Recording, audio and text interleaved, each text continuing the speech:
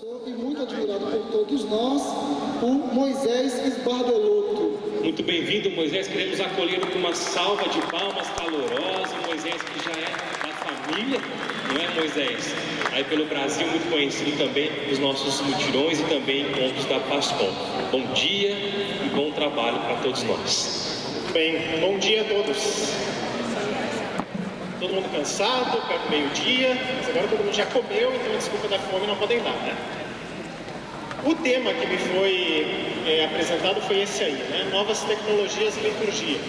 Então, em primeiro lugar, eu queria agradecer o convite, né, ao Dom Darcy, ao Padre Rafael, pela confiança também, por uma temática que é tão complexa, delicada, né? Ainda mais na presença de tantos liturgistas aqui. Então, vem agora um comunicador aqui falar sobre isso, né? O que será que ele vai inventar aí para nós.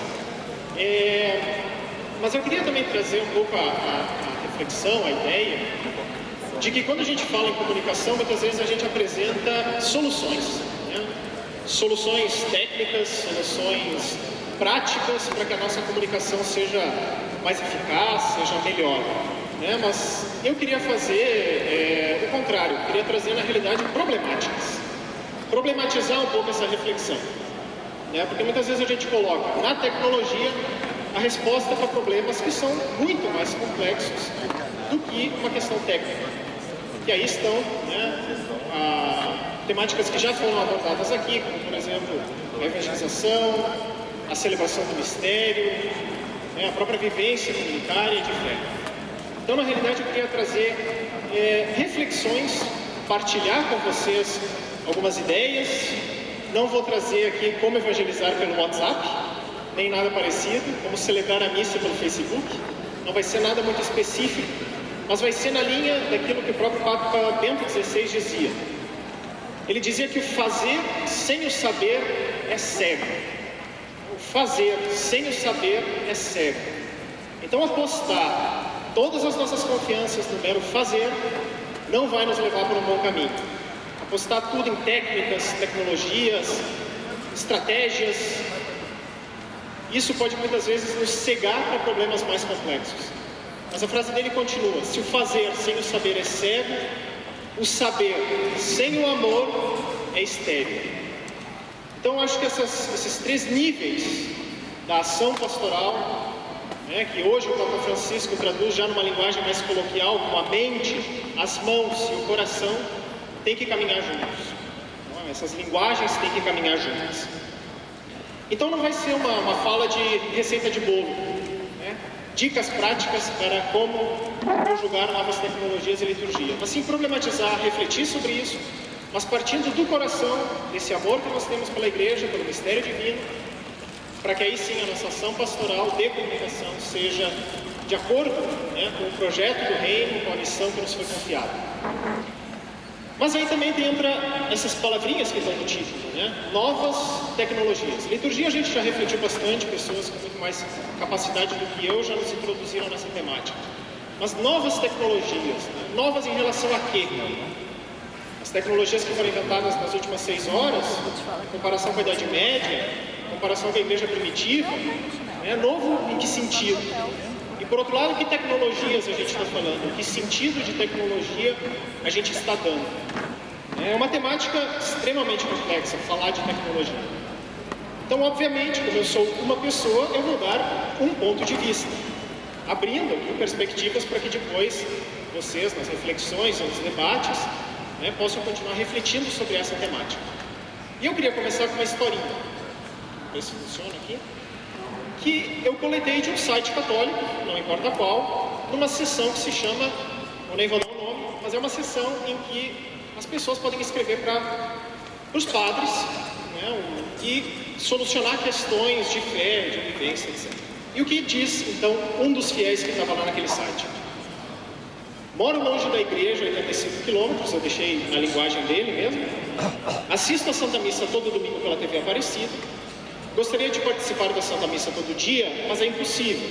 Então comprei um pacote de hóstias, 1 litro de vinho, e coloco 5 hóstias para mim, para os meus pais e avós, e uma tacinha com um pouquinho de vinho e uma gota de água, oferecendo este sacrifício junto com o celebrante da TV. E ele continua: Gostaria de saber se o meu sacrifício é válido e se pela fé a nossa hóstia também se transforma no Santíssimo Sacramento, como a da TV. Nós nos confessamos e temos o maior respeito e carinho com a nossa celebração em casa, com sanguíneo, corporal e muito respeito e fé. Muito obrigado, fulano. O que ele faz não interessa tanto. O que eu queria chamar a atenção para a resposta que esse sacerdote deu. Ele vai dizer: caro amigo, comoveu-me o seu depoimento. Você está simplesmente experimentando o que os primeiros cristãos faziam. A Eucaristia, nos primeiros séculos, era mais ou menos como vocês estão fazendo. Só tem uma coisa, é que o gesto de vocês é realmente apenas uma memória. E a Eucaristia, celebrada na comunidade com o ministro consagrado, o sacerdote, é memória e é presença. Mas estou certo, vocês estão antecipando a igreja do futuro. Só Deus sabe. Só quem viver, vai ver. Misteriosamente, a nossa igreja dá passos seguros e lentos para estas coisas. Felizmente por um lado, mas poderia acompanhar melhor o sinal dos tempos. Hoje em dia, até operações delicadas são feitas através da TV, da internet. Enquanto não tivermos a humildade de aceitar as mediações da técnica, estaremos sempre a reboque da história. E a história hoje progride 50 anos em um ano. Gostaria de continuar esse papo, pois acho que vocês estão realmente abrindo uma esperança de sacramentalidade diferente nos estilos, mas igualzinho na essência. Tem muitas questões para serem debatidas nessa resposta. Mas é interessante que a resposta não é já para o lado negativo, ou incriminadora ou moralista. Deixa algumas aberturas, alguns pontos de reflexão, que eu queria retomar então, a partir desse contexto, a nossa reflexão aqui. E queria começar justamente por aquilo que o padre diz, alguns sinais dos tempos. Se nós estamos em 2016, que sinais dos tempos que tenham a ver com novas tecnologias e liturgia nós estamos vendo, ou poderíamos ver melhor. Um deles é aquilo que aconteceu há apenas 3 anos atrás, que vocês, todos nós acompanhamos, que foi a histórica renúncia de um Papa. Por vontade livre, por livre-arbítrio e não por contextos eclesiais ou políticos. Pela primeira vez na história, um Papa renuncia. E lá na sua declaração, que foi lida em latim, como vocês devem se lembrar, o que o Papa diz lá pelas tantas? Ele diz: no mundo de hoje, sujeito a rápidas mudanças e agitado por questões de grande relevância para a vida da fé. Ele está falando de novas tecnologias e liturgia? Talvez não. Mas o contexto em que essa renúncia se dá, a gente não pode abdicar, não pode ignorar. O contexto social, o contexto cultural, o contexto histórico em que essa renúncia se dá, é extremamente relevante também para a nossa reflexão aqui. E que contexto é esse? É um pouco aquilo que muitos chamam de convergência tecnológica, que também pode ser muito problematizada essa ideia. Mas o que está por trás é uma coisa muito real que todos nós vivenciamos. As tecnologias diversas e extremamente caras e complexas se tornam cada vez mais acessíveis, cada vez mais simples, cada vez mais disponíveis para uma grande parcela da população, ao contrário do que poderia ser nos anos 50, nos anos 40. Por outro lado, essa mudança tecnológica começa a desenvolver uma série de fenômenos sociais, psicológicos, culturais, que chegam nesse tipo de brincadeira que está na internet, os 3 maiores medos das novas gerações, que é ficar sem sinal de rede, que é demorar muito, ter uma rede, mas ser muito lenta, ou ficar sem bateria. Como é que a gente faz sem bateria? É um pouco esse contexto também que está presente nas nossas experiências cotidianas e sociais. Mas isso vai além, isso afeta as nossas relações geográficas, temporais. Vejam só o que aconteceu em Xangai, num período de tempo de 20 anos. Simplesmente não havia nenhuma linha de metrô. Em 20 anos, uma imensidão de linhas, de estações, de conexões. Conexões. Aí está um conceito interessante também, que se está perpassando aquela imagem. Também para entender um pouco, novamente em Xangai, uma parte da cidade como era em 1990, talvez muitos de vocês nasceram até depois disso, mas enfim, está aqui, e como ela ficou em 2010, a mesma região. Então, também nesse contexto, a gente precisa levar em consideração. Em Dubai, a gente ouve tanto falar dessa cidade, como ela estava nos anos 2000, muito mais recente, e como ela ficou agora. Os arranha-céus, a concentração urbana, uma série de fenômenos que estão aí presentes. E aqui, para trazer uma coisa mais local, talvez tenham muitos que sejam aí do Ceará, então Fortaleza, 1975. E como ficou agora. Então também não é um fenômeno isolado em certas regiões do mundo, mas também nos afeta aqui, muito próximo de nós, como em Fortaleza. Em outras cidades, até talvez a disparidade seria muito maior. E por que eu trago tudo isso? Porque aí vem então o Castells, Manuel Castells, sociólogo espanhol, e vai nos dizer isso. Na cultura digital, surgem novas formas de relação social.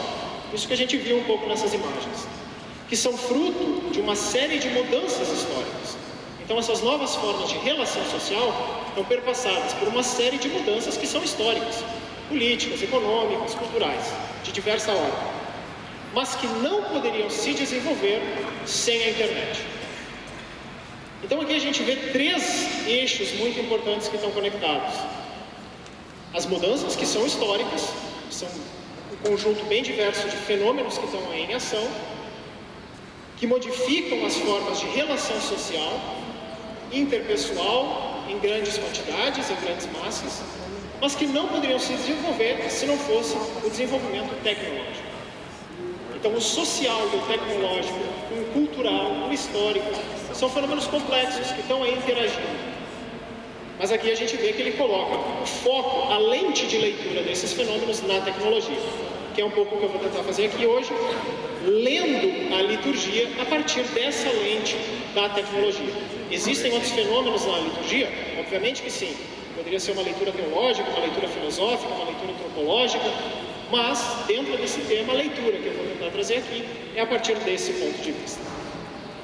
E o que nos diz o nosso diretório de comunicação da Igreja no Brasil, que muitos de vocês já devem ter estudado, lido ou ainda estão estudando e lendo? A Igreja tem convicção de que as mídias digitais não substituem a vida em comunidade e litúrgica presencial. Contudo, podem completar a vida em comunidade e litúrgica. A internet pode oferecer maiores possibilidades de encontro e de solidariedade entre todos. E isso é uma coisa boa, é um dom de Deus. Essa que é uma frase do Papa Francisco que o diretório resgata, para justamente nos atentar para esse grande sinal dos tempos que se chama cultura digital. E o que o diretório continua?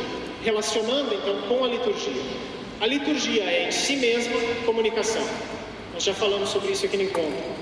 Nela, na liturgia, celebra-se a plenitude da comunicação entre Deus e a humanidade. Então, se a liturgia é comunicação, o que nós estamos fazendo na liturgia quando estamos nos comunicando? Nós estamos realizando um processo de construção simbólica, como diz o diretório. Comunicando-se, as pessoas dialogam com o mundo que as cerca por meio de todas as linguagens e tecnologias também, que se aperfeiçoam a cada dia, buscando dar sentido ao mundo e à sua existência.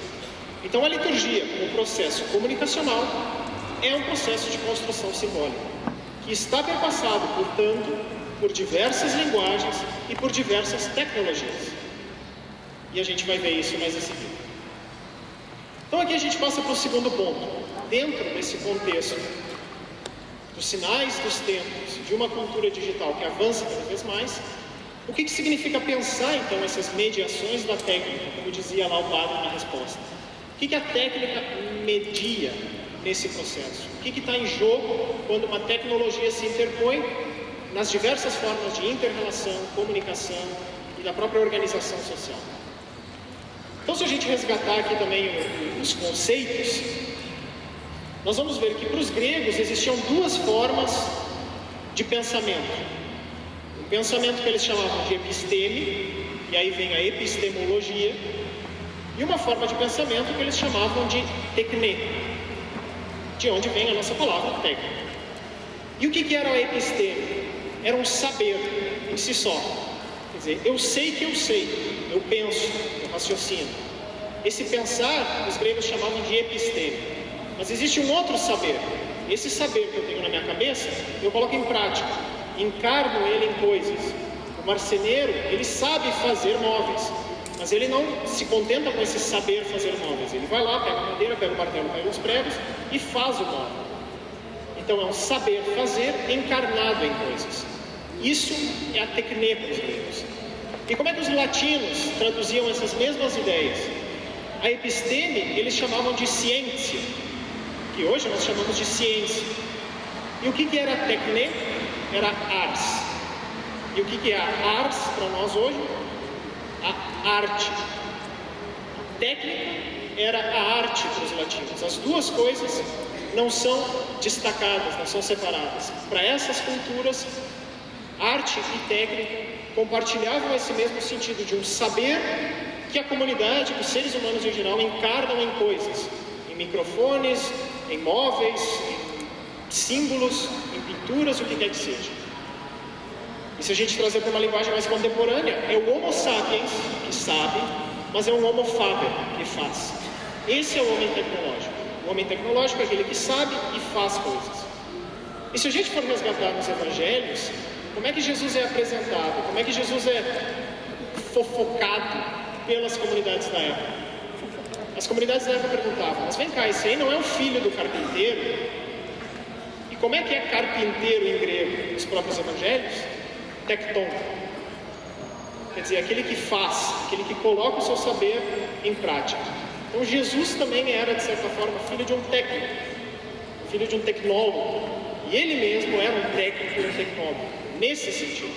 Depois a gente vai passar um pouco pela crítica da técnica, desse, para essa racionalidade técnica que também é complicada.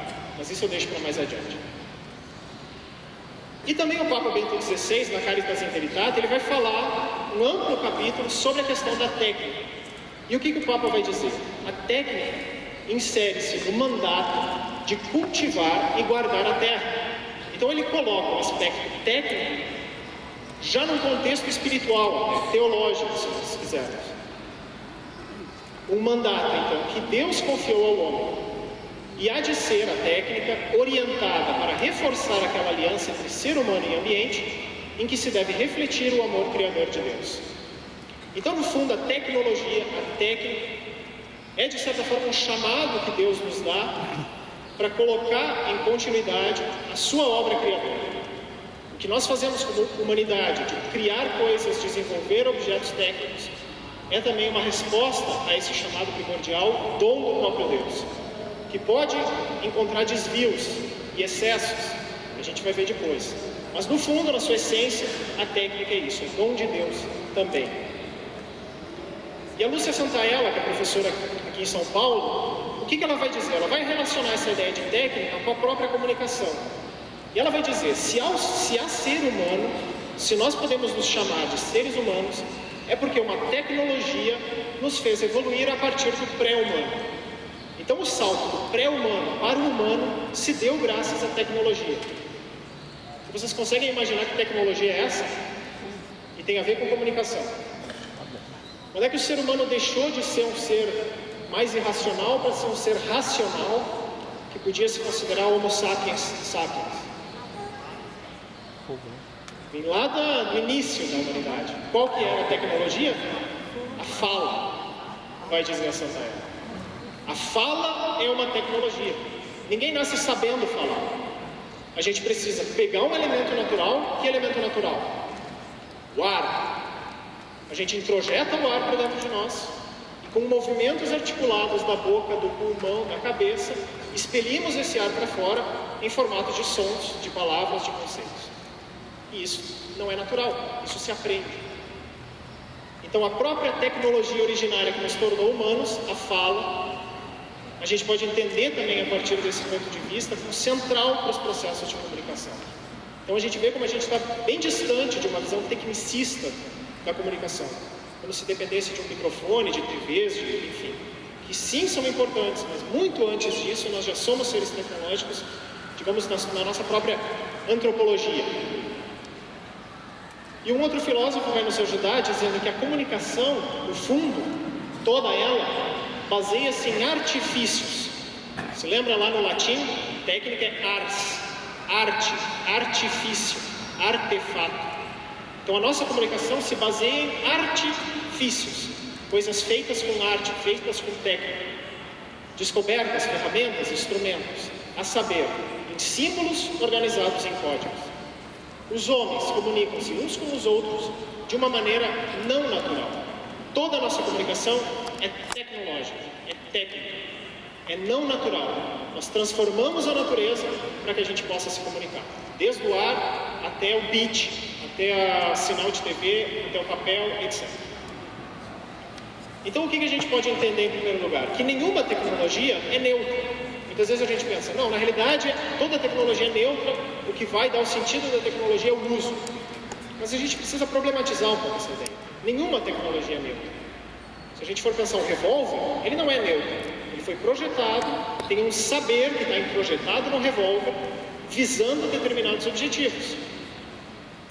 Ninguém, por exemplo, numa missa, ofertaria um revólver, simbolizando paz, simbolizando proteção da comunidade, simbolizando... Não, porque o revólver não é neutro, ele tem um objetivo, ele tem uma especificidade de uso. Então, essa não neutralidade da técnica, em primeiro lugar, vem do próprio material. Quer dizer, o marceneiro, ele pode fazer o que ele quiser com a madeira, mas não vai conseguir derreter a madeira. Se ele colocar fogo na madeira, a gente sabe o que acontece. Quer dizer, tem uma limitação que vem da própria natureza. Por outro lado, tem limitações condicionantes que são sociopolíticos. Por exemplo, o revólver. Por que o revólver nasce na história da humanidade? Bom, por um contexto sociopolítico que levou para que o ser humano engajasse o seu pensamento para pensar numa tecnologia de morte.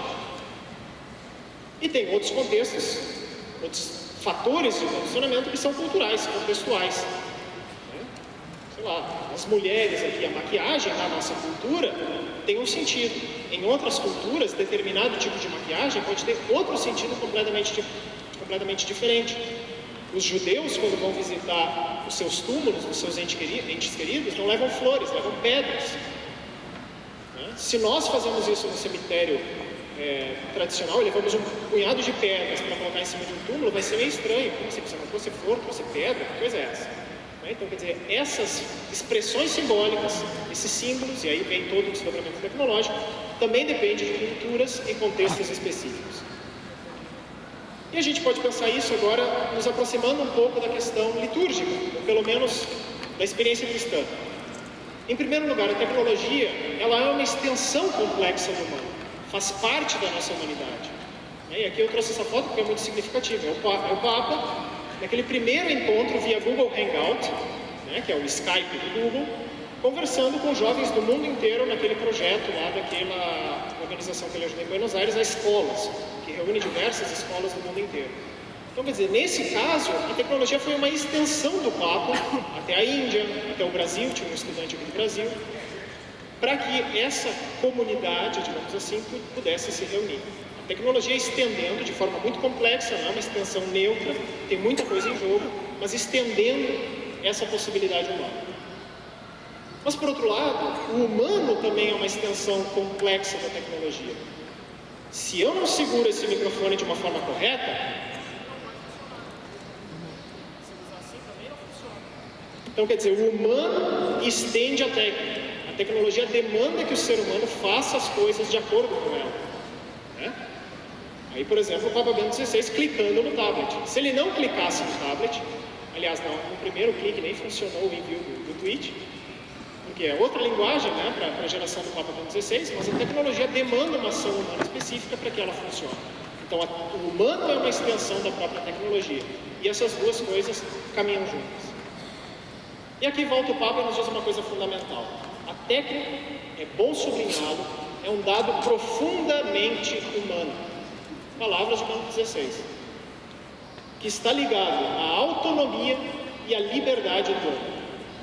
Na técnica, considerada como obra do gênio pessoal, veja como o Papa está definindo essa questão. O ser humano reconhece-se a si mesmo e realiza a própria humanidade. O que os arqueólogos fazem quando eles vão visitar os sítios arqueológicos, os sítios paleontológicos? O que eles coletam de lá? Vasos, lanças, moedas, Mas a partir desses instrumentos técnicos, eles conseguem resgatar toda uma história de uma civilização, seus valores, suas formas de relação, os seus objetivos, os seus interesses. Quer dizer, naquela técnica, o ser humano consegue se reconhecer.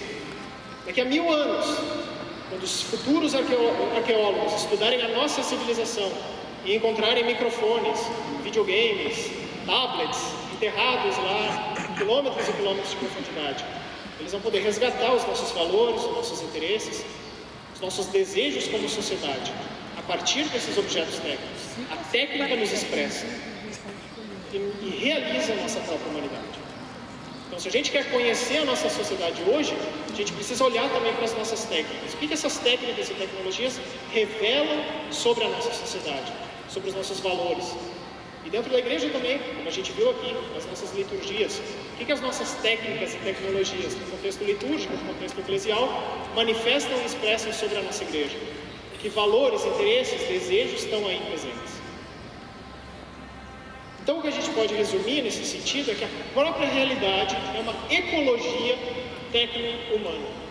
Nós vivemos num contexto que é tecnológico e é humano. Essas duas coisas não podem ser cindidas, não podem ser separadas. É uma ecologia. Quer dizer, são vários ambientes, vários seres vivos, simbólicos, técnicos, que estão presentes aqui hoje. Basta olhar ao redor. As nossas roupas, as cadeiras, o palco, as lâmpadas. Aqui se faz presente uma ecologia tecno-humana. Então é importante levar isso em consideração, porque aí também tem um gancho interessante para pensar a liturgia, também como uma ecologia, um ambiente tecno-humano. E aqui eu trago um pouco a perspectiva culturalista, que vem aqui da América Latina, do Jesus Martim Barbeiro, que talvez muitos de vocês já ouviram falar, que ele vai dizer o quê? A tecnologia, então, materializa mudanças que, a partir da vida social, dão sentido a novas relações e novos usos socioculturais e comunicacionais. Então, na realidade, a própria tecnologia ela se desenvolve porque ela parte da vida social. É a vida social que encaminha a tecnologia. Somos nós, como sociedade, que damos sentido para as nossas tecnologias. Mas a partir do momento que nós, como sociedade, desenvolvemos uma tecnologia, muito bem, de 1980 para os anos 2000, surge uma coisa chamada internet. A partir do momento que essa coisa chamada internet aparece no contexto social, ela passa a dar sentido a novas relações e novos usos. Então é um sistema, um processo muito complexo. A sociedade desenvolve tecnologias, essas tecnologias dão novos sentidos para aquela sociedade com essa nova tecnologia sente novos desejos, novas possibilidades, novos interesses, desenvolve uma nova tecnologia, aquela nova tecnologia volta para o ambiente cultural e assim por diante. E aqui então a gente vai focar um pouco na questão digital. Alguns pontos para a gente refletir então sobre essas novas tecnologias nesse contexto digital. Em 4 pontos. O primeiro dele que todos nós conhecemos, o processo de digitalização, que vem aí com a internet, com os computadores. O que esse processo de digitalização nos permitiu? Os bits, eles permitem que a matéria seja mais maleável do que os átomos. Esse pensador vai usar essa metáfora. Por quê? Porque agora cada um de nós, com o nosso celular, com o nosso computador, a gente consegue fazer uma imensidão de coisas, com fotos, vídeos, textos, imagens.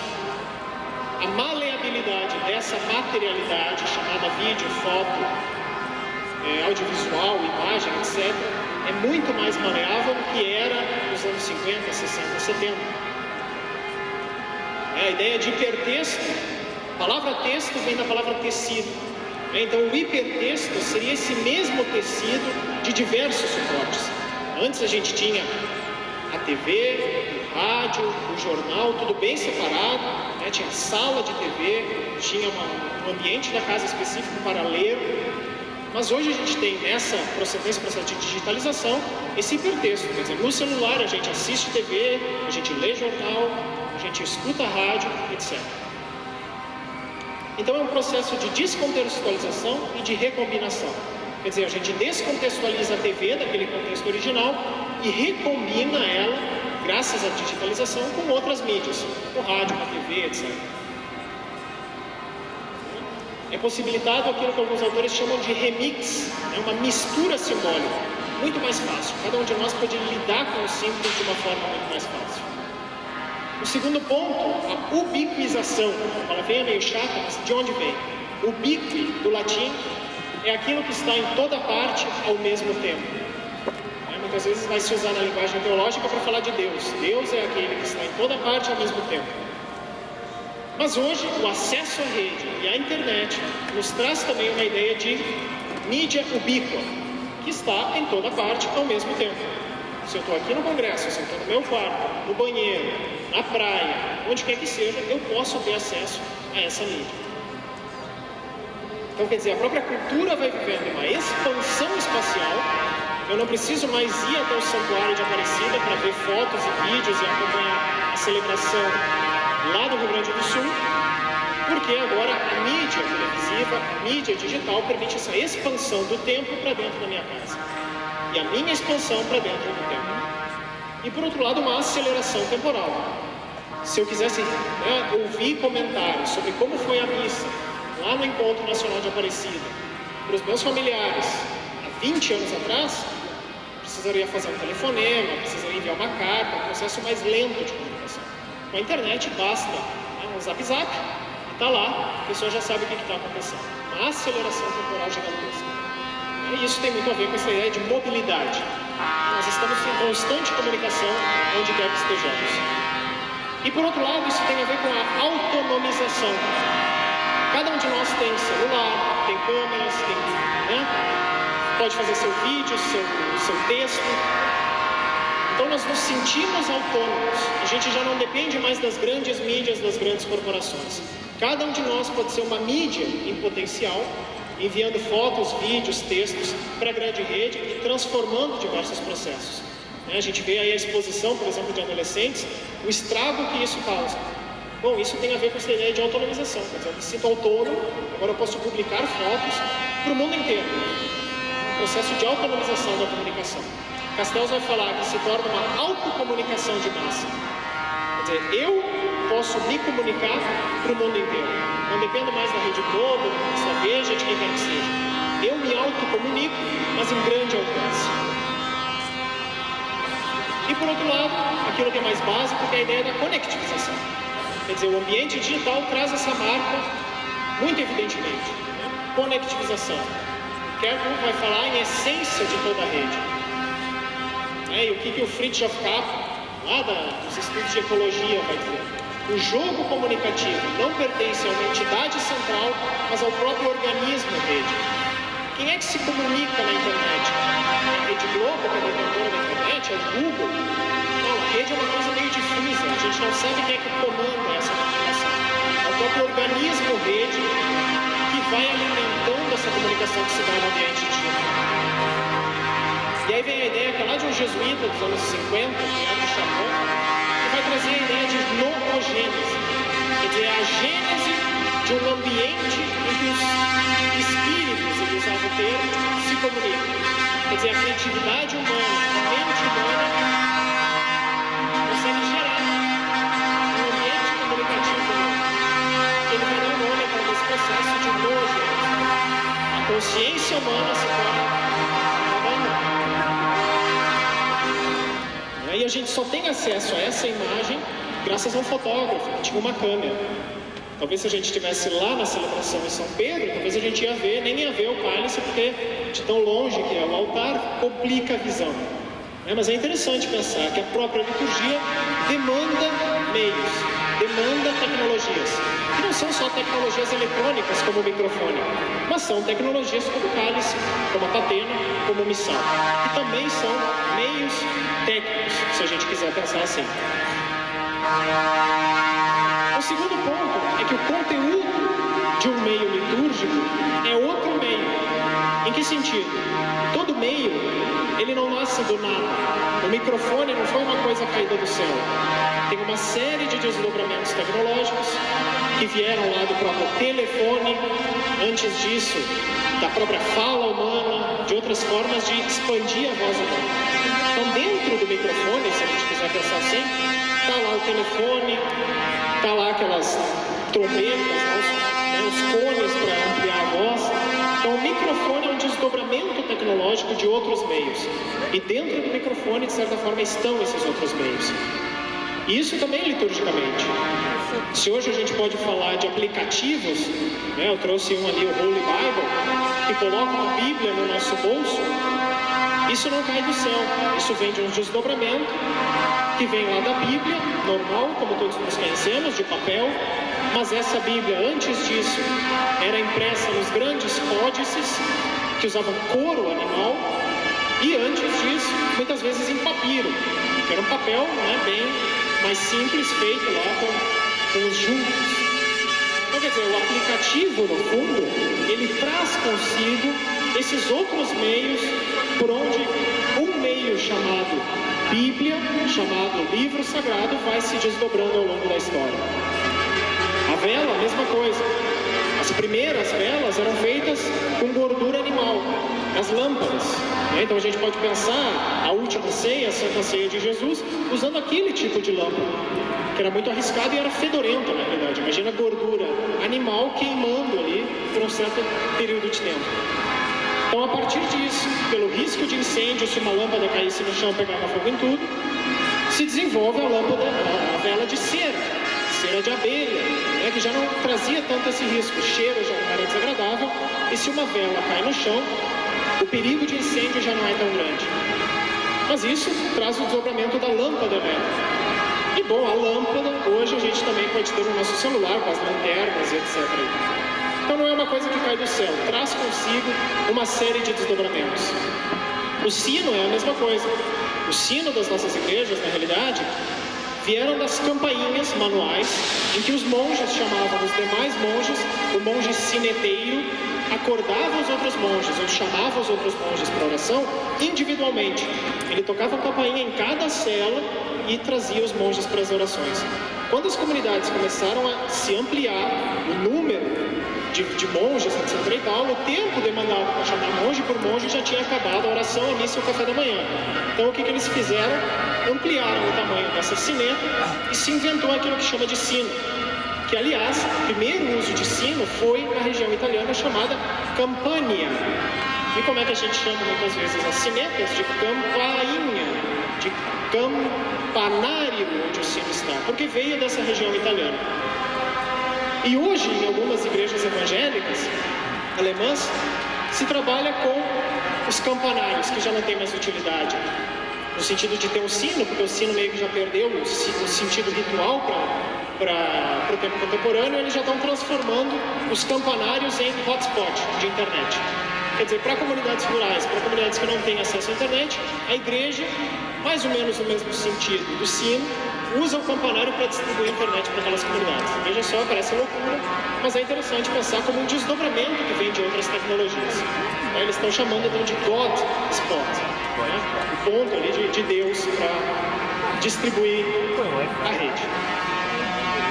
Então, todo meio tecnológico tem a ver com massagem, quer dizer, não é só a mensagem, vai dizer o microfone, mas é massagem. Por quê? Porque ele possibilita uma transformação de meios.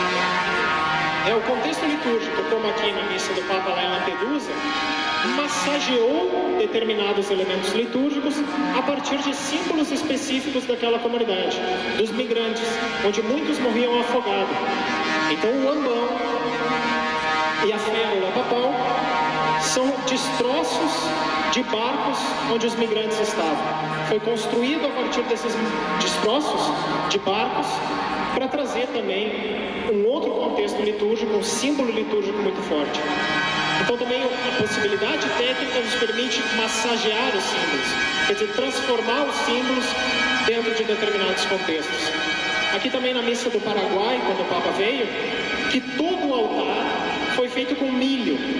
Então era todo decorado com milho e outras sementes que são próprias da cultura paraguaia. Então também um meio que possibilita uma ressignificação dos símbolos litúrgicos. E aqui é uma ideia que a gente já vem trabalhando, que todo meio gera um meio. Em que sentido? Aquela ideia, quando a internet aparece na sociedade, ela gera novas formas de relação, uma nova sociedade. Então é essa a ideia, quer dizer, um meio tecnológico gera um novo meio sociocultural. E a internet só foi possível porque existia um meio sociocultural onde ela nasce. Então é aquela ideia ambivalente, né? E a gente pode pensar isso com relação à liturgia também. Quando um meio chamado televisão surge no contexto litúrgico, ele muda o contexto litúrgico. Para quem está naquela capela, que é aqui no Santuário de Aparecida, o trânsito dos técnicos, dos cameramen, de cabos, de câmeras, começa a se naturalizar. Isso é bom ou ruim? Fica a critério de vocês. Mas o ambiente litúrgico, a partir do momento da inserção de uma nova tecnologia, também se modifica. Isso é interessante de pensar. Aqui não sei se dá para ver muito bem, mas é uma igreja evangélica lá nos Estados Unidos. Então vejam só a parafernália tecnológica que se faz presente num contexto litúrgico. Ok, não é católico, mas muitas igrejas católicas, se aproximam disso. Por quê? Porque é o contexto social, cultural, que demanda uma série de outros elementos litúrgicos, que talvez não passam muitas vezes por uma problematização, por um questionamento, que desdobram então esse tipo de ambiente litúrgico. Os ritos pela internet, uma série de elementos que o meio gera um novo meio, de espiritualidade e também de encontro. O que o Papa vai dizer na JMJ? Ele vai dizer: aos que nos acompanham por meio da rádio, da televisão e da internet, a todos eu lhes digo, bem-vindos a esta festa da fé. Porque o mais importante hoje é essa reunião de vocês e a reunião de todos os jovens que nos estão acompanhando através dos meios. Então, o meio tecnológico, rádio, TV e internet, gera um novo meio, Jornada Mundial da Juventude, que ultrapassa a praia de Copacabana. Chega aos confins do universo, digamos assim. Então, é um meio tecnológico que possibilita também novos meios de experimentar, por exemplo, nesse caso, o encontro dos jovens. E também novas práticas litúrgicas, ou pelo menos eclesiais, como a questão dos selfies, que acabam invadindo determinados contextos litúrgicos. Mas isso tem uma explicação sociocultural, quer dizer, tem um contexto que se faz aí presente. Ou nos Estados Unidos, aquilo que eles chamam de hashtag, que é marcar no Twitter a participação na celebração da quarta-feira de cinzas. Cinza, em inglês, é ash. Então eles fizeram um jogo de palavras e gerou já um modismo, que é a pessoa publicar o seu próprio selfie com o sinal ali das cinzas sobre a testa. Que obviamente precisa ser problematizado, porque o símbolo das cinzas leva para uma coisa completamente diferente. Mas é interessante perceber como isso desenvolve um contexto litúrgico e práticas litúrgicas que vão além do templo, além do rito, também no contexto comunicacional. E aqui eu vou finalizando, então, para questionar alguns elementos dessa relação tecnologia e liturgia. Luzes e sombras dessa relação. O Umberto Eco, se vocês se lembram dele, um grande pensador da comunicação que faleceu recentemente, da Itália, semiólogo, ele usava uma díade dos integrados e dos apocalípticos. Aqueles que pensam que a tecnologia vai ser a salvação da lavoura, que ele chamava de integrados, e aqueles que acreditam que a tecnologia é o fim dos tempos, onde haverá choro e ranger de dentes, que ele chamava de apocalípticos. Então, por um lado, o risco da presença tecnológica no ambiente litúrgico é que a gente se torne totalmente integrado. Quer dizer, se existe tecnologia, vamos usar. Sem limites, quanto mais melhor, porque a tecnologia vai resolver a situação da igreja, vai aumentar o número de fiéis, vai aumentar a arrecadação do dízimo e nós vamos ser felizes no paraíso. Essa é um pouco a visão dos integrados. Que, por exemplo, também desdobra isso, o próprio celebrante, na celebração tirando o seu selfie. Quer dizer, a tecnologia está aí para ser usada, então vamos usar, inclusive na procissão de entrada da missa, sem problema, está tranquilo, está favorável. E o que isso nos remete? Isso não é novo, se a gente for pensar. Nas primeiras comunidades cristãs, uma outra tecnologia também gerava problemas muito graves no contexto litúrgico. Basta ler o que diz Paulo. Não posso elogiar vocês, isso é da carta aos Coríntios, porque as suas assembleias, em vez de ajudá-los a progredir, os prejudicam. A gente podia dizer hoje, as missas de vocês não estão ajudando vocês muitas vezes, estão prejudicando vocês. Paulo vai dizer: cada um se apressa em comer a sua própria ceia, e enquanto um passa fome, o outro fica embriagado. Será que vocês não têm suas casas para comer e beber? O que eu vou dizer para vocês? Devo elogiá-los? Não. Nesse ponto, eu não os elogio. Claro, porque aqui as assembleias, as primeiras missas, digamos assim, da comunidade cristã era o banquete normal. Se reuniam para comer e depois faziam a fração do pão e do vinho. Mas muita gente ia só na missa para comer, beber e ficava bêbado. Então, quer dizer, uma tecnologia, um uso desviante, que Paulo diz, não está certo isso. E isso, ao longo do tempo, foi se equilibrando e foi se ajustando. Então, também certos desvios e exageros têm muito a ver com o nosso contexto atual, que ao longo do processo de avanço da reflexão e da prática, vai se estabilizar liturgicamente também. Então, a gente não precisa temer, mas a gente precisa problematizar e refletir sobre isso. O diretório também, nesse sentido, vai nos dizer: os aparatos técnicos não podem ocupar o centro da relevância e da atenção em relação à palavra e ao rito sacramental, nem criar um ambiente de dispersão e distração. Então é preciso, pelo menos, atentar para isso e diminuir um pouco esse nosso ímpeto tecnicista de que já que temos tecnologia, vamos usar. Às vezes não, às vezes é bom parar um pouco e refletir sobre os nossos gestos. E por outro lado, então, nós temos os apocalípticos. Tecnologia não tem absolutamente nada a ver com liturgia, diriam esses. Mas como a gente viu, não, tem uma relação aí. Então o que eu diria para os apocalípticos? Se vocês pensam que a nossa sociedade é assim, por exemplo, a tecnologia nos afasta, nos torna antissociais, nos torna individualistas, egoístas, hedonistas, nihilistas, consumistas, istas.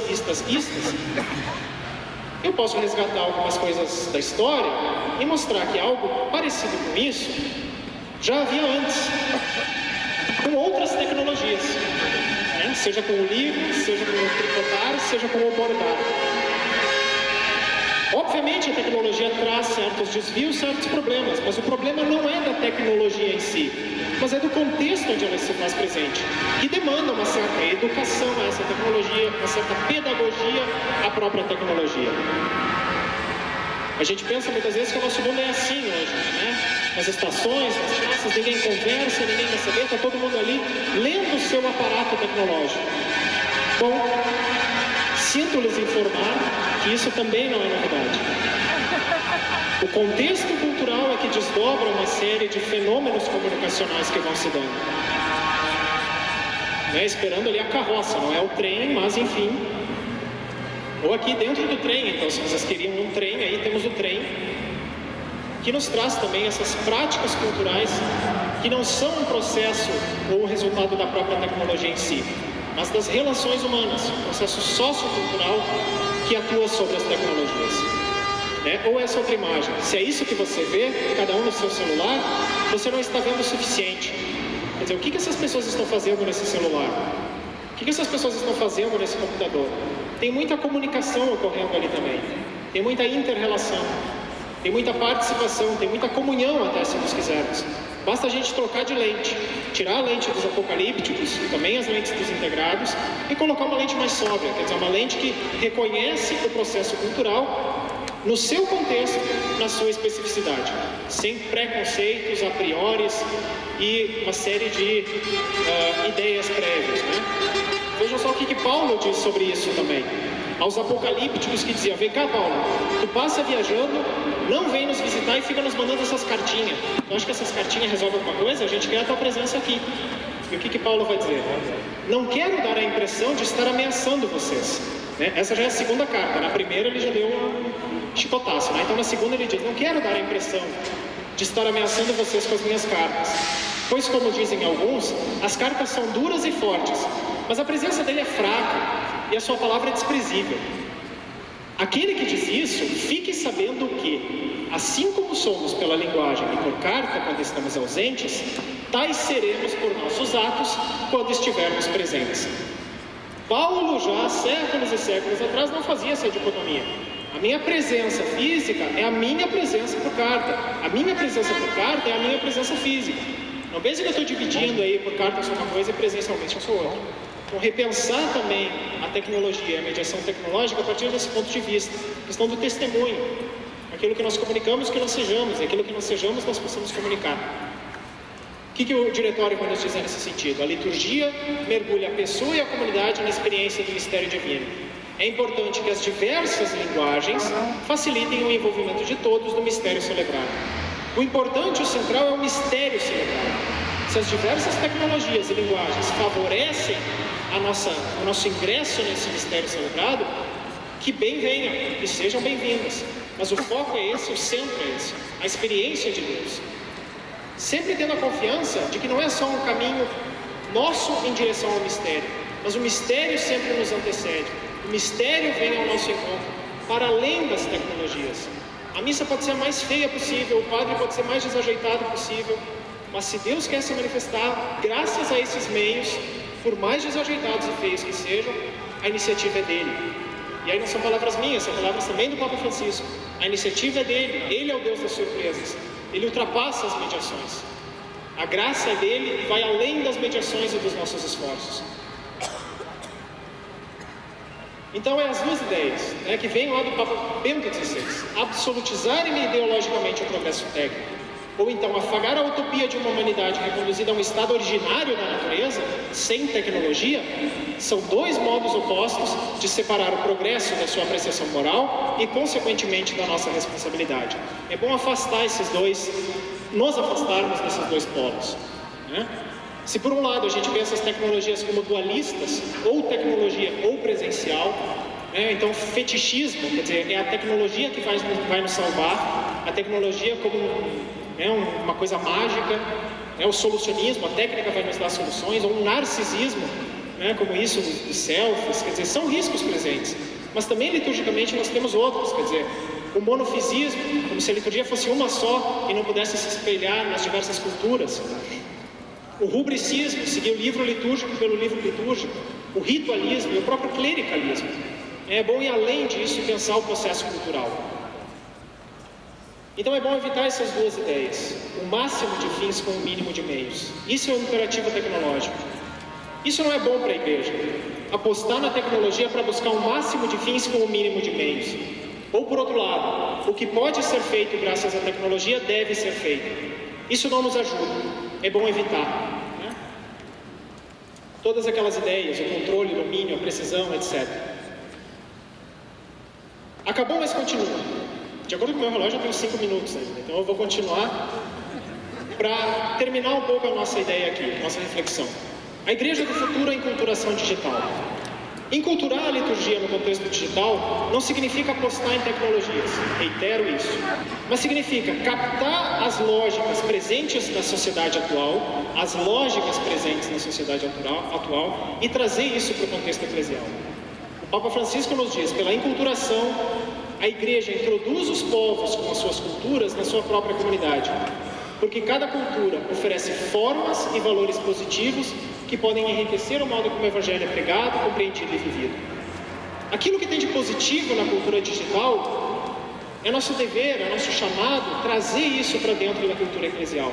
As formas e valores positivos, reitera o Papa.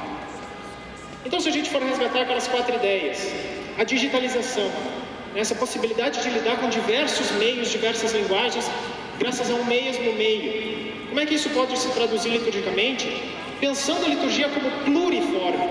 A liturgia não é uma só. Existem diversas formas de expressar, de celebrar o mistério. E nos diz lá o Papa no Evangelii Gaudium, o cristianismo não dispõe de um único modelo cultural. E é o Espírito quem constrói uma unidade que nunca é uniformidade, mas multiforme harmonia que atrai. É bonito pensar isso também nos nossos processos de comunicação. A ubiquização, aquela ideia de estar em todo lugar ao mesmo tempo, bom, isso nos convida, a cultura nos convida a sermos uma igreja em saída, presente também em todo lugar e a todo momento.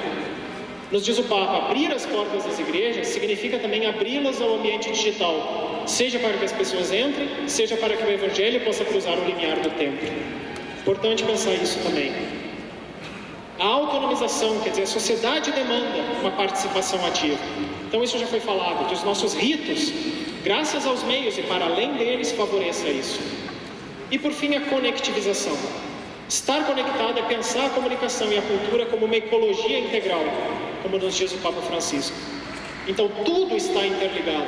Isto nos convida a amadurecer uma espiritualidade da solidariedade global que brota do mistério da unidade.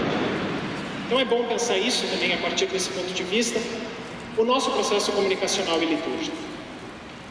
E aqui sim eu encerro, antes que me matem, uma ideia central para pensarmos a enculturação digital. Vem lá de Santo Ambrósio, séculos e séculos atrás, que ele dizia em latim aquilo ali, que eu não vou ler, mas diz: sempre procurar coisas novas e tentar manter o que se herdou da tradição.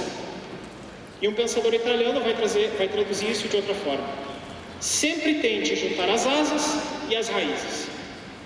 A tradição nos dá raízes muito fortes e muito profundas, litúrgicas, teológicas, eclesiais. Mas a cultura, o processo histórico nos demanda asas, nos demanda criatividade, nos demanda saída. Então, o que esse pensador italiano vai dizer? Asas sem raízes levam à superficialidade ou ao aventureirismo. Então, não é bom só apostar nas asas, mas, por outro lado, raízes sem asas é perigoso porque degeneram em conservadorismo. Então, pensar a liturgia como algo único, engessado, pode também cortar as nossas asas. É bom manter esses dois polos sempre unidos para pensar também as nossas ações e processos de enculturação digital. Como a gente não vai ter um espaço de debate, eu agradeço se vocês quiserem entrar em contato comigo, enviem e-mail, eu vou gostar muito para ouvir assim, respostas e feedbacks de vocês e a gente continua esse debate. Tá certo? Muito obrigado.